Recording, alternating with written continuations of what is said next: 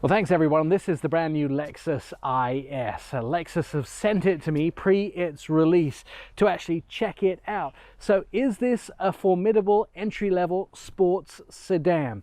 We originally saw the Lexus IS in 1999. It was known as the Altezera in Japan, which is actually an Italian word, which means Your Highness in Italian, of course. This vehicle sits just below the Lexus ES, and it's had some very significant updates since 2014, but it's not new from the ground up. So the first thing we have to do is take it on the road and find out if it's fun to drive.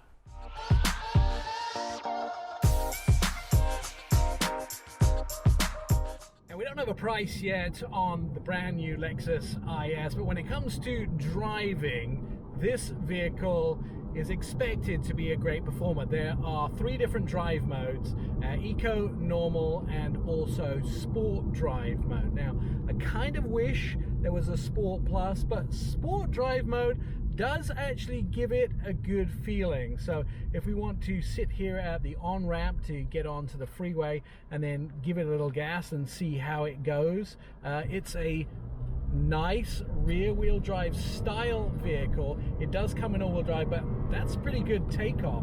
I mean, it spun off the line there and got up to 60 miles an hour pretty quickly. 2021, the front end got a lot sharper. Lexus have improved the look of this vehicle and made it a lot more aggressive.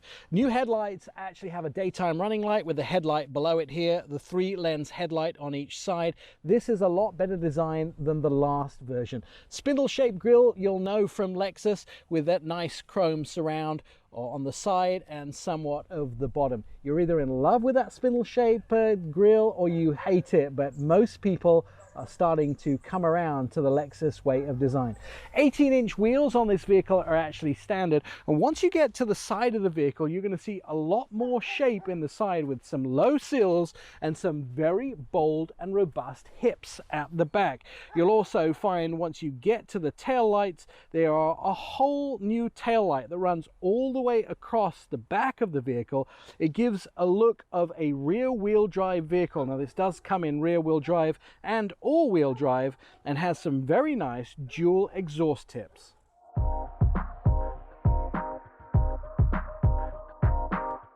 Now, the interior has very few changes. There are some new colors, there's some new air vents, but it's what you would expect on the inside of an IS, and they've done an incredibly good job.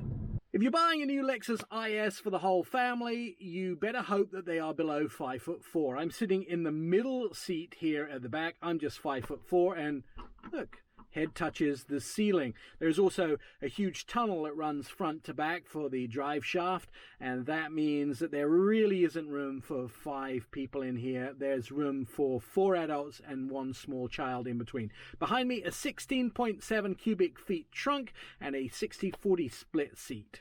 Let's talk about tech on the new IS. Lexus have input a 10.3-inch screen, which is floating. It has Apple CarPlay, Android Auto, strangely enough, a CD player, which I'm a little surprised at, analog gauges that have a digital display in between them, but they're not real analog gauges. You can turn the engine off and they sort of disappear. Although they have a silver bezel around the outside, the interior of the gauge is actually digital. Now, there are actually 2 engine choices with 3 tunings available in this new Lexus IS. The base engine is a 2-litre 4-cylinder turbo.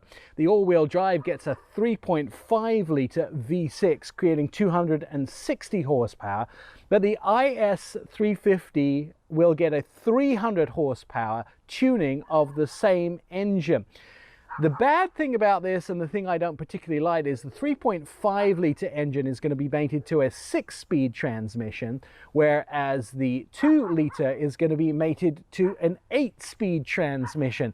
If you want the 8-speed transmission, you have to get the smaller engine. So what is the competition for the new Lexus IS? Well, I have to tell you, it's extreme. There's a lot of vehicles in this class. It includes the Acura TLX, the Infiniti Q50, the Audi A4, Mercedes C-Class, Cadillac CT4, and the BMW 3 Series. We don't have fuel economy numbers yet, but we're expecting this vehicle to be very competitive. I'm Nik Miles.